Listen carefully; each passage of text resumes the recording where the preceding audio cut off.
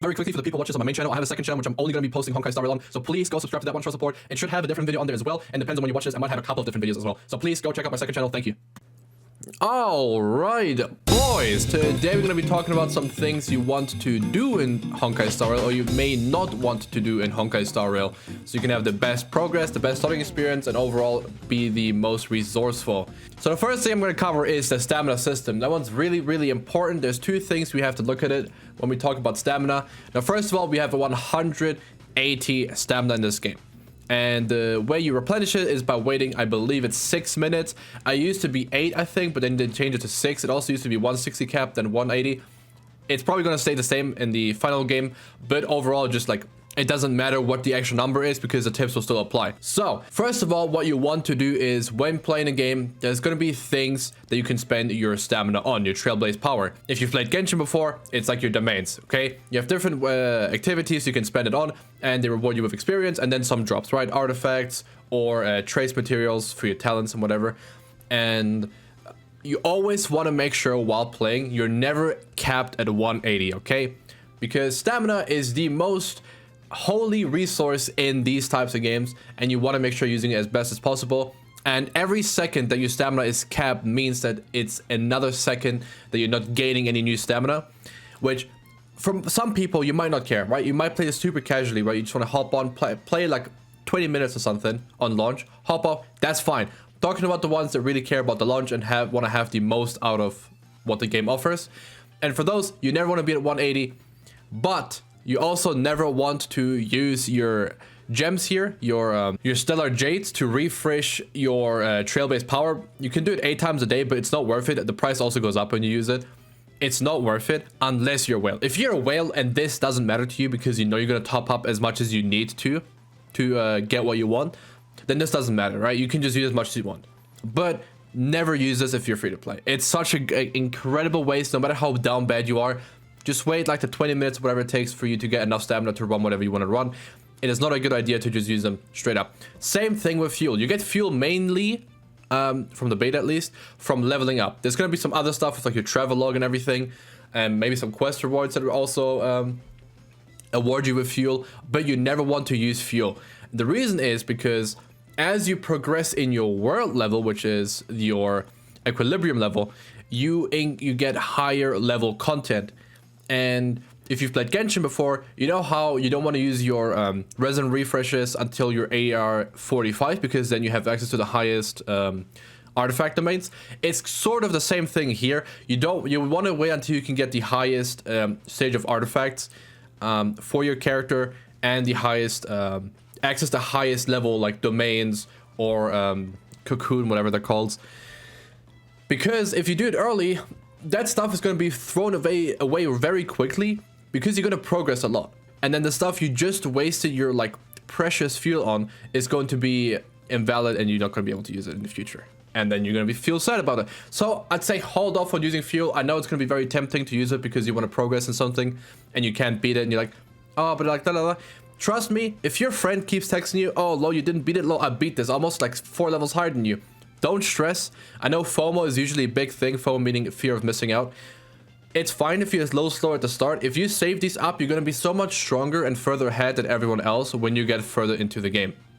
So lesson, don't use fuel early. Don't use your Trailblaze power to refresh your stamina. I believe it's 6 minutes for recovery, and that's 16 hours, I think, or 14 hours for a full recovery. I mean, you could just do the math in your head, but I'm like a little silly right now. But never use this, right? Always make sure you're not at 180. Just do something random. If there's nothing you like can think of doing, do something random just so you get out of the way. Any resource is probably going to be useful to you at some point in the game. So just do it. Even if it's just resources you can feed into other resources, it's still useful at that point. So just make sure you're never at 180. I just suggest, like, as soon as you start, maybe wait, actually. As soon as you start, maybe wait like the first very few missions. But like after that, after you like start getting going, you're out the tutorial and everything, start using it as much as you can. I'd say like try to stay at like an 80 to 100 like threshold is, so you can still do stuff if you want to do stuff, but you know you're not going to be capped, and you can just play without having to worry. So I think that's a good idea to do. Now next thing is going to be daily missions. Now for these daily missions, I actually have a website, which is the Honkai Star Rail fandom, that I'm going to pull up here as well. I hope that looks good on the video. It looks okay. So all the missions are on here as well. But what we care about most is this screenshot right here that I took. When you do these daily missions, right, it's sort of like your commissions in Genshin, but you have 5. And these award you with character XP, your adventure rank, sort of, in that sense, right? Like to get to a higher like equilibrium level, right? In your Trailblaze level, you need to increase your Trailblaze level to get to your equilibrium level increase. And this XP is what does that. So you want to, like, it's Trailblaze. It says it here too. I could have just read this too. It progresses your character and your like account. So that's like really, really important. And you get that from using your stamina, but also you get that from these missions, right? Without using stamina, but they also give you currency. I believe it's like 10, it's like 10, 10, 15, 15, 20 or something. Regardless, these missions are super important and you want to unlock these as soon as possible, okay? So on the first day that you hop on, I'm not too sure what the refresh timer is going to be because it depends on your server and everything. But as soon as you hop on, try to finish the tutorial, and then it's just a little bit after that and you immediately unlock these. And then do these first things first. Check when they refresh so you know what the time is that you want to like do this on. And then boom, get these done. Easy clap. Because this is going to be what you want to do every day. This is going to be your bread and butter. This is going to be your... I can't say these things, but like it's going to be very important to you, okay? Because they also just make you do stuff that you want to do anyway, right? And you're going to get most of these done. Like in the beta, you got most of these done by just playing a game. Because they were just things you wanted to do anyway, right? Now, next up is going to be your traces. And your traces, this has to do with your resource management, right? What I want to talk about, your resource management. Don't waste materials on like a bunch of different characters. So your stamina you spend on these things, right? Again, like I said, it gives you the Trailblaze XP. You get these Cocoon of Distortions, and there's a different one as well. This one is for characters, right? You level up your characters. There's also the Light Cone one, which is your weapon one. You can also do. But that one doesn't matter for now, right? It's the same thing pretty much, just translate to the other one. You have your traces here, okay? Your traces are pretty much your talents, if you're a Genshin player. And by doing these stages, you get these materials that you need for your traces or for your light cones. And you want to save as much as you can of these materials. You don't want to spread them out on like 7, 8 different characters, right? You want to focus on like 1 or 2 characters max, okay? When you focus on 1 or 2 plus, like maybe 2, like maybe 3 characters, okay? But 2, right? The guaranteed 5-star you get, and then maybe like a character you really like that seems really useful to you. Just focus on these 2, because as you keep playing, you're gonna unlock more characters, you're gonna pull more characters, and some characters may not be good, some characters may be good. Now, if you want to know who to invest in, I will actually link the video that Vulcan made, where he made a whole reroll tier list, but it's pretty much a whole like it's pretty much a tier list of who's good and who's not, right? And by watching this, he also explains what the characters do if you're curious, and it's just a good video overall. If you're curious about that stuff, on Genshin release, I was really correct about a lot of characters that people thought were bad, and I said they were good. For example, Bennett, I got a lot of hate for saying Bennett was good. I called him one of the best characters, and then turned out he was, at the start at least. He still is good now, though. But back then, I got like a lot of it, like Bennett in A tier, like S tier. I remember like the comments, he's like, oh, Bennett in A tier, C tier at best. And he got like 300 upvotes, and I was like, huh? These people are not playing the same game as me. But regardless, that's why I wouldn't take character opinions to like at face value. I would wait like a week until people have a better idea and more people play it. Obviously, the sample size of players is going to be so much bigger now than on the beta, so you're going to get a lot more stuff done. We're going to have a lot more like information about the characters. We're going to have a lot more characters, people with the characters, with all the specific characters that can try all these different like, types of content, the activities that we get to later in the game that maybe weren't available in the beta. So I'd hold off on like listening to other people's opinions for now. Obviously, there's a general idea on what's good and what's not.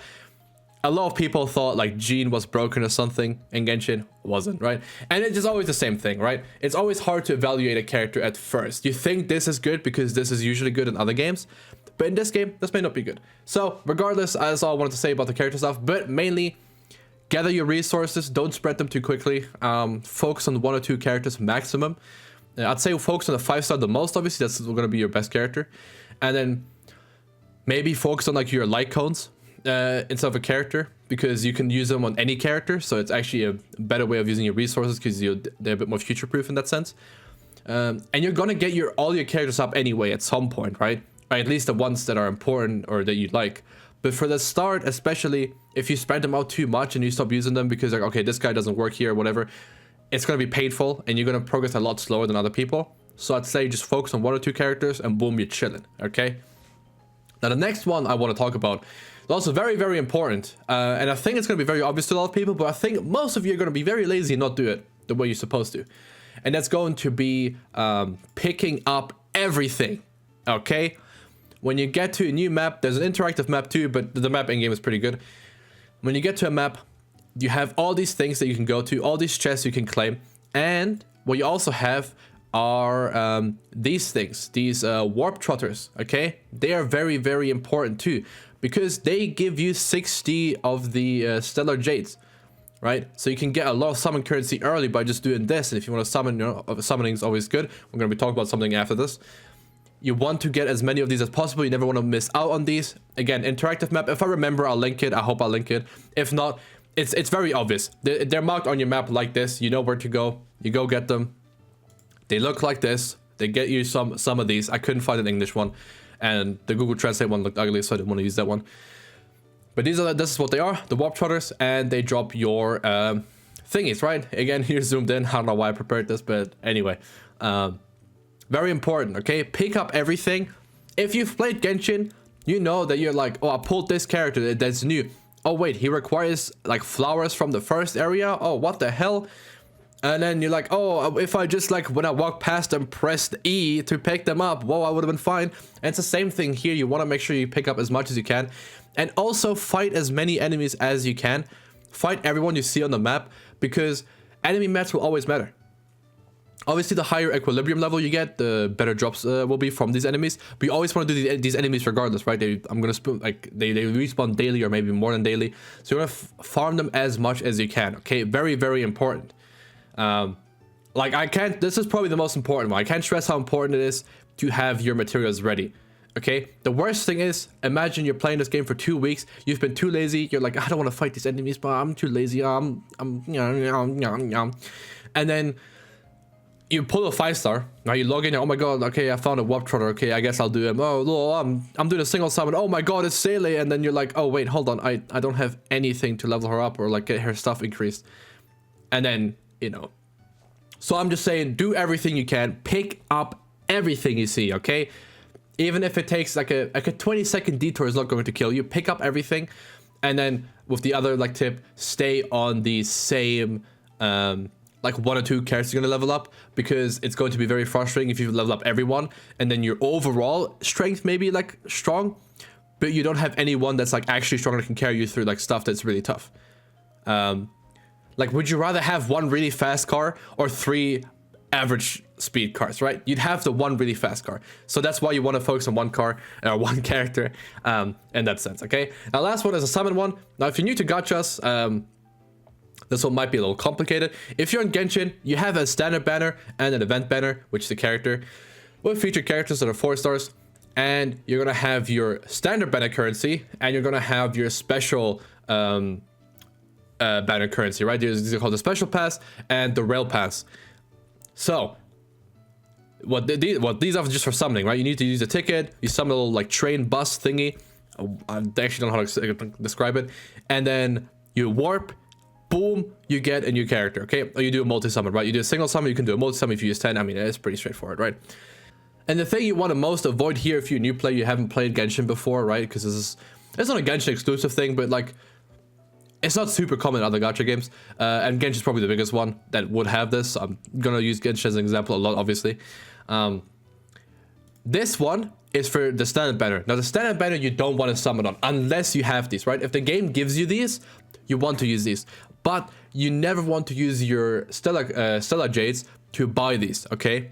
You never want to use your Stellar Jades to buy this, and you never want to use your Starlights to buy this, or your Embers to buy this. Well, your Embers you actually do, because it's only 5 every month. So you want to do this as, like, obviously, you always want to empty these out first. I might do a whole, like, Ember shop, like, guide for free-to-play players, because you obviously can't get, like, infinite amount. Like, I'm gonna have probably everything bought out, but there is going to be stuff that's more important than other things. So I'm going to talk about this in a separate video. Also, I'm sorry, the screenshot that I have is not the best. Again, I forgot to take screenshots and ask my friends for them either, so you hate to see it. Anyway, the Ember Shop's really is really nice for you too. That's the only way you can get Star Rail passes outside of when the game gives you to them from like logins or like events or quests. But you, generally speaking, don't want to summon the standard banner. You always want to summon on the event banner. Okay, you always want to summon for the new character because you can build up pity here too and everything. And the way you can exchange and everything is so much better. The standard banner is always going to be there, right? It's not going to run away. And it's not going to have anything like, it has pity, but it's not going to have the same pity as like the event banner here. And it's not going to be as good for you. And usually these are the best characters in the game anyway, for the most part, right? Launch, we'll see. Again, I don't want to like base my judgment off like beta stuff because I feel like we will just learn a lot more about the game as you like keep moving forward. Like a lot of stuff like in games usually changes, right? Like it depends like what gacha game you've been playing.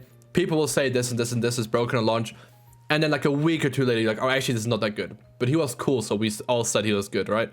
But yeah, again, the only takeaway here is if you get dupes of characters, you get that are 4-star or higher, you get starlights, and if you get 3-star dupes, you get embers. And with embers, you can buy a bunch of crafting materials and everything. But for the most part, the main takeaway from this one is just don't use your stellar jades on the rail pass. Only use it on the special pass because this is not worth it. You'll get stuff from you'll get these for free from playing a game, and you'll eventually get your standard better pity up to the point where you get an actual 5-star. But on the event ones, you're on your own, and that's where you want to use your own currency, okay? Yes, I made all these things in Photoshop just so I could talk about them, and so it's easier for me. But I'm going to link the website in the description. I'm going to link the Vulcan video in the description and the interactive map. Actually, I'll hold off on the interactive map. I'll make a separate video about this, because right now it's only Chinese as far as I'm concerned. So I'm going to wait until we have an English one, and then I'm going to make a video about it. Again, the map in-game is fine. But most important tips, super quick rundown, is going to be never be capped on stamina. Don't use your fuel until you're a higher equilibrium level. Always do your daily missions. Try to get to them as quick as possible on launch. And then for traces, focus on like your materials in general. Focus on 1 or 2 characters at max, so you don't end up wasting them.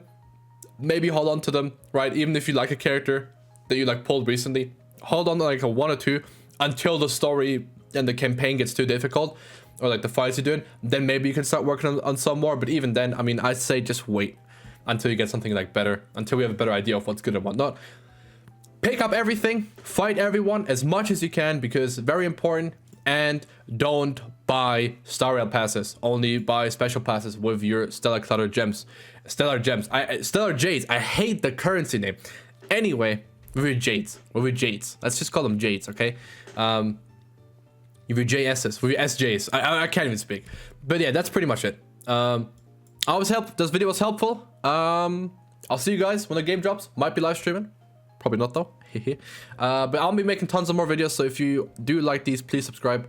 That would help me a lot. This is a new channel. Unless you watch this on the main. And then that's not the case. But yeah.